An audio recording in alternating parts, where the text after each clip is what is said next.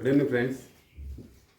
Today I'm going to make you learn or make us learn about tense,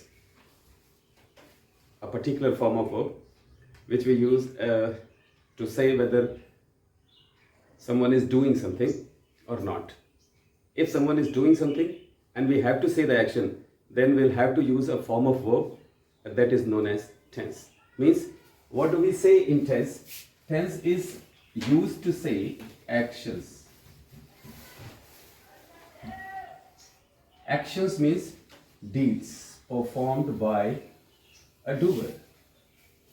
So tense is a particular form of verb in which we say action. And what do we say in actions? We say two things. We say the time of action and the state of action. These two things are said using the form of verb known as tense. And remind me, wherever we are not going to say action, we are not going to use the form of verb known as tense. Everything, every sentence that we say is a tense. No, my dear, this is not true. All the things said by us are not tense. For example, I would like to make you know, he is a boy.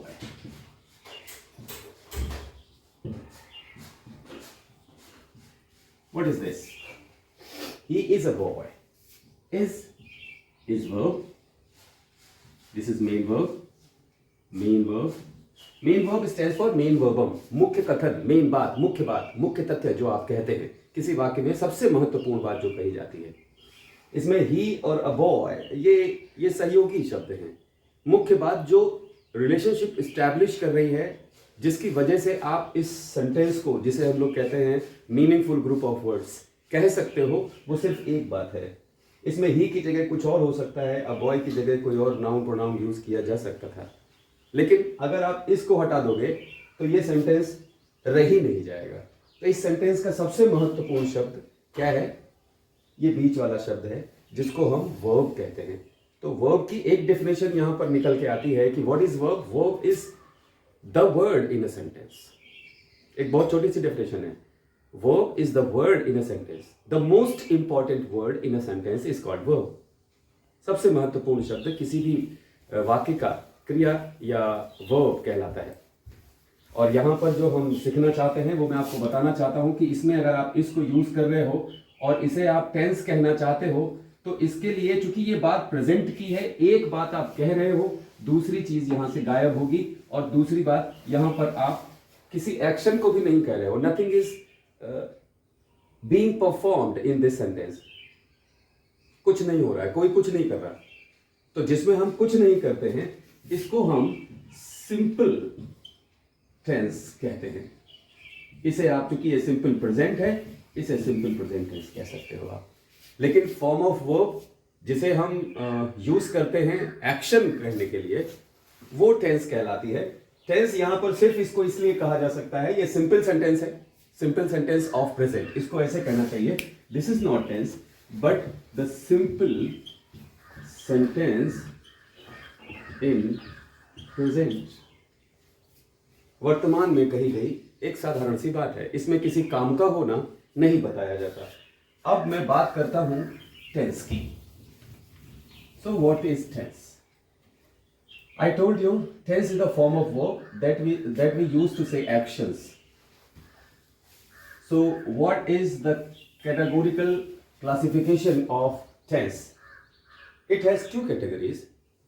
One classification is based on the time of action, another is based on the state of action. First, I would like to take state of action. On the basis of state of action, tense is of four kinds. First is indefinite. Second is continuous. Third is perfect, and the fourth one is perfect continuous. These four are the various states of action performed by someone. Indefinite state means state is not definite. We are talking about the state of action. State is indefinite. State is continuous, something is going on. State is perfect, the work has been done. And the perfect continuous, the work has been doing. The work, someone has been doing the work for a long time, or for a short time, or for a period of time.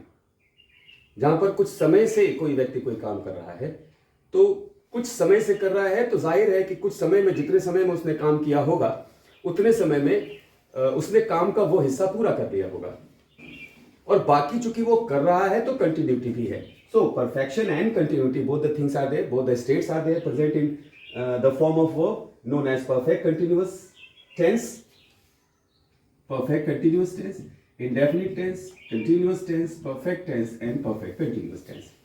These four are the various states of action. Now we take the time. So on the basis of time, tense is divided in three forms: past, present, and future. Hierarchy has been mentioned here. Indefinite, these are the states present in past, also in present, also in future. So indefinite is of three kinds: indefinite of past, indefinite of present, indefinite of future. The next one is continuous. Continuity is also there in past tense, present tense, and future tense. So this is also of three kinds. Perfect tense. Perfection is there in past tense, present tense, or future tense. So this also is of three kinds, and this one is perfect continuous. This state of action is also present in all the times, all the kinds of times. It is also of three kinds. 3:4 is equal to 12. Total number of tenses in English are 12. So now I will have to take up the details of various tenses.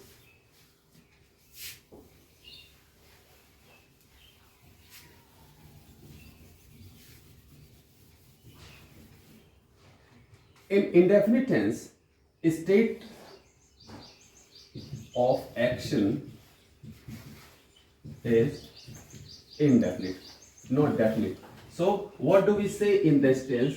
We say only doing, not happening. Rest all the tenses represent happening, not doing. Indefinite represents doing. किया जाना ये बताता है. राम बाजार जाता है, वो गया या नहीं, we are not concerned. State of action is not mentioned. Indefinite, totally indefinite. Continuous. State of action, perfect state of action, and perfect continuous. These three states of action show happening. इनमें होता है कुछ. इसमें कोई व्यक्ति कुछ कर रहा है, इसमें कर चुका है, और इसमें कुछ समय से कर रहा है. इसमें काम का होना बताया जाता है, और इसमें काम का किया जाना बताया जाता है. ये मेन अंतर है. अब मैं आपको कुछ बताना चाहूंगा.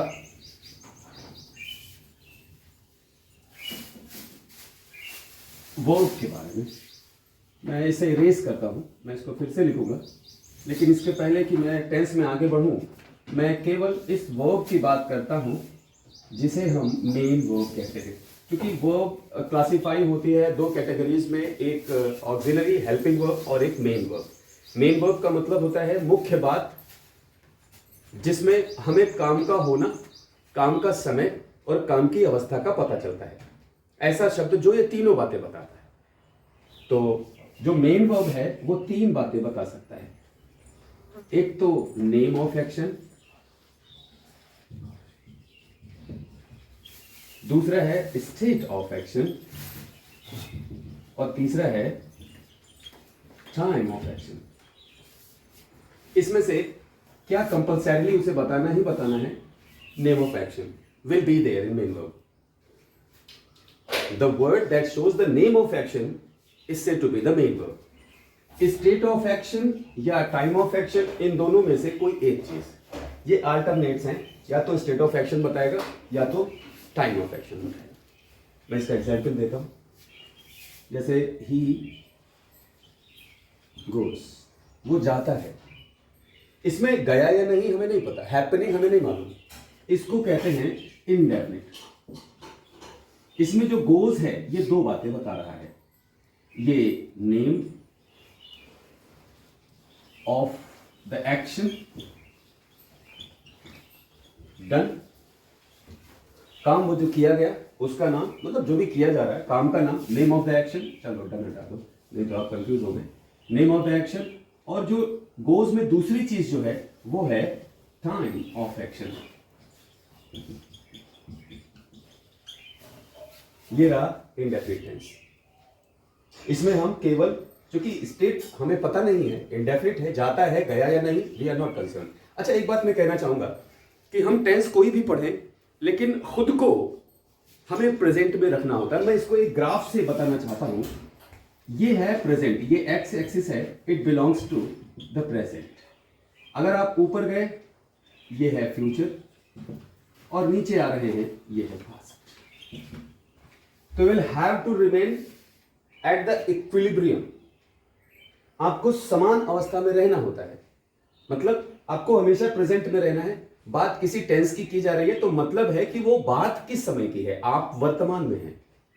बात तभी बीते समय की होगी, खुद को भी पास्ट में शिफ्ट कर ले गए तो बात प्रेजेंट की हो जाएगी, और ऐसा कर नहीं सकते हम। तो हमें खुद को प्रेजेंट में ही मान करके सारी बातें समझनी पड़ती हैं। तो जरा सा इसका ध्यान रखिएगा, जो मैं कहना चाहता था कि प्रेजेंट, पास्ट और फ्यूचर का जो मेन डिफरेंस है वो यही है। अब इसमें दूसरा टेंस थोड़ी सी कम है, ये तो आपके दिमाग में रुकेगा। नेम ऑफ एक्शन हमें बताना होता है, स्टेट ऑफ एक्शन या टाइम ऑफ एक्शन में से कोई एक चीज हमें बतानी होती है। अब दूसरे जो टेंसेस हैं इसमें हम क्या करते हैं। अब पहला टेंस था इंडेफिनिट, ही गोज,